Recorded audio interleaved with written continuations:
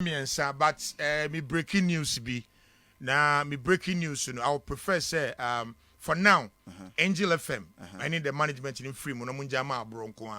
Na me breaking the news. But before me breaking news, me DJ ne mama soldier. Na fancy cheme re. Na breaking the news.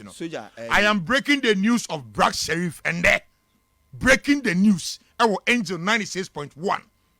Black Sheriff abandoned their man girlfriend. And once and I am breaking the news for her. It's a wood here. Who breaking news no waha? Our engine her in my capacity as a panel member here. No, as a panel member, Mama on Kwan na say. Enter me catch us say. Me breaking news be met me a use disclaimer. A angel free moon. Me wa me be entertainment be bia. If there's a breaking news, na me de ba bia na. Breaking news in Abano.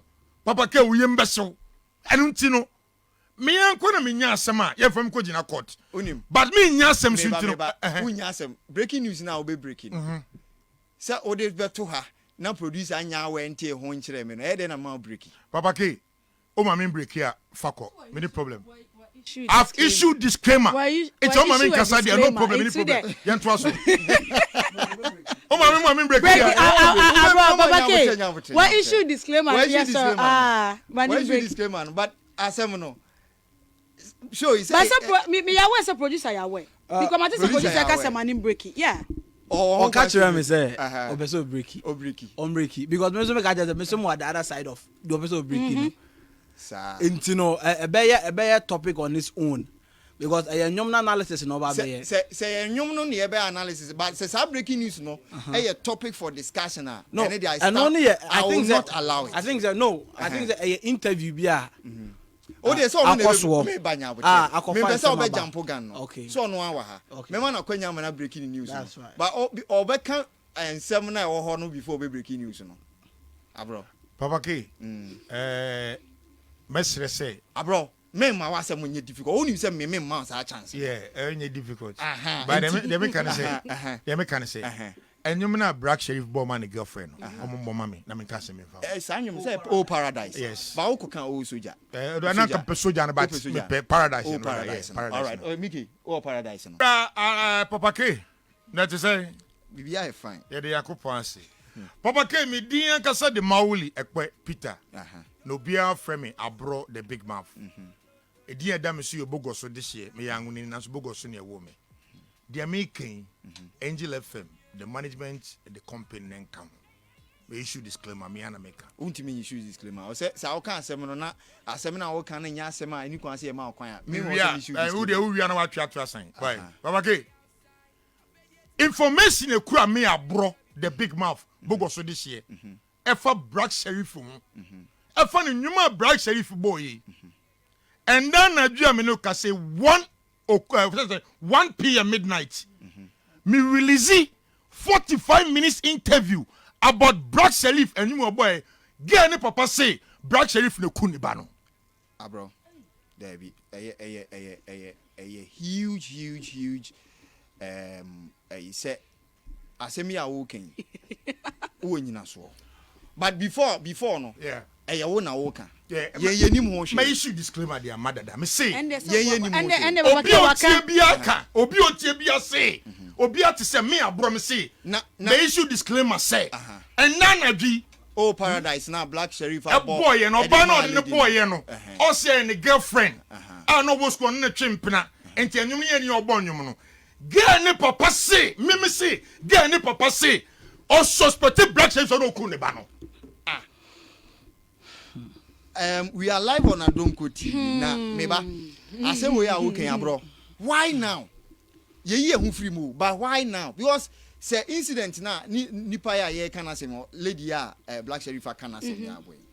Incident happened way back 2019. About 5 years ago. And 5 years. Yeah, 5 years ago. 2017. 5th December 2017.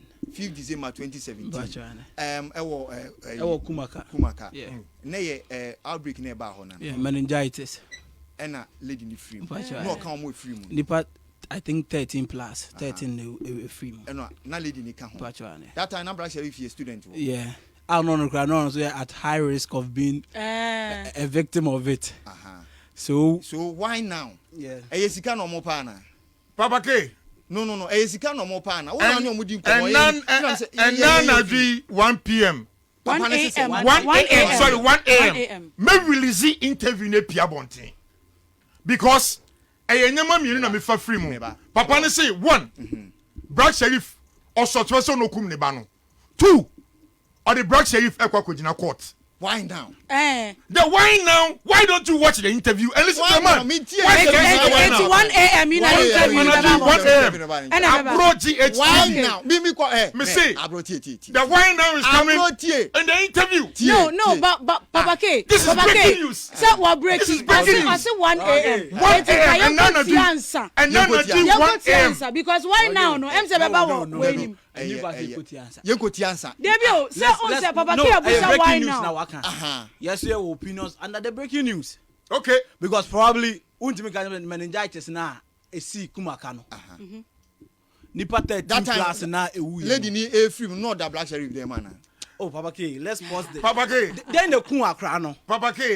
No. Doctor's report na by day. You then come back after 5 years to tell us that is why I didn't. No, maybe okay, good. If me dear cause me tia. Me who need say papa no. Ne bana Black Sheriff di na banyom na asa nyom na trend no. And ama papa no. Ama papa no. Ne babeng. Anima, I ask all these questions. I will be interviewing no more. Okay. To the extent that maybe some papa ni say ne ba no ko school no. No chimpana na. Papa ni a Pentecost deacon. Okay. Papa no wo ba no. E Pentecost deacon. And no say ono na dwene mu de Black Sheriff Najim. Yes, to him Black Sheriff and ekune ba. Anytime me say this done. But interview you know allegation. Yeah, I said that papa ne can very serious. What the serious allegation is, that's none of my business. But interview him no. A chair would the NT or no say Black Sheriff na kuniba. Exactly so. I will be interviewing him. So then we will go listen. Then we will go listen. That is I have a huge live on Abroad GH TV on YouTube. You go listen tonight. Yeah. But interview we know. Papa no yesterday na me di no ho ya huge. Papa, yeah. Me pese me call interview ni buy. Say nsem na abro abeka che sesi yi no. Say papa ne ka sa asem ne dia. Ba dia. Me di papa no ho ya. No, why now? Papa K, we dey after 5 years. Because Papa K, doctor's report buy nyina no. You see meningitis na kum mo. And meningitis so ya dey viral like you know ubetime nya contact like what I say obibo wa kura gu so ubetime nya. But no kwen say why 5 years later? Yeah. And obebe ka sa asem we. Enti sanka Black Sheriff. Am bonyom na. Enyum we am ma bontina. Mem wa bonyom na ma no. But maybe we life say story now. Black Sheriff, utie nkoma odi. Watch any life story. Life story. It's life story no. And it must me come life story. And again they be passing through. Passing through my life. And waka. So why do you then say that uko akosi no de be ho? Nti abro na wo sa information say papa ni so kosu Black Sheriff. So asi ni nyina wo we ni bo. Asi ni nyina wo interview. Papa K, nyame aduma anadwi makacho say 1 a.m. 1 a.m. Abro GH TV. Yebetie. ABRO GH TV. Papa no. Me breaking the news Papa no. Asem na waka no. Owo issue bia on school authorities ni nko kanya. Enye school. Me say wonye ntie interview no. That's the first question ko mbem. On school authorities. First question ko mbem kura. Owo ni nsem wom. Ensem wo no ensem wom. Abro me ba nya. Papa no de o say. Papa no say. Abro. Papa ni kura evidence or they kasa na. After the interview you understand the man and you know the evidence. After the interview you know the evidence. And like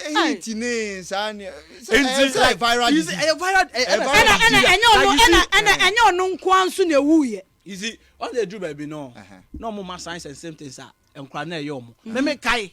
I'm on for stories of much church online. You see, be vomiting, a corn I ate a part of it. A part of meningitis. A memories na kata brain, no, and spinal, no, spinal inflamed that. Yeah, and ammonia meningitis. Yes. What just in my own reason, ye, ammonia confusion, a multi or yana. There's a son and a coso. I was school more on them. So you cannot. after 5 years you 5 come back years. and tell us that Unkwa obadi obi na obi na into what the sacrifice for what? Obi no. I feel that the man is I'm going even to help sweating because at some way the man is going to help to this promote song. to promote the song But cry. Ghana. wonyim ho firim Yeah, because at some way no allegation. me se mo Wow, firim It's a huge allegation. serious It's a allegation. huge indictment on the boy. on the boy. It is the boy is our flag right now. Yes, one year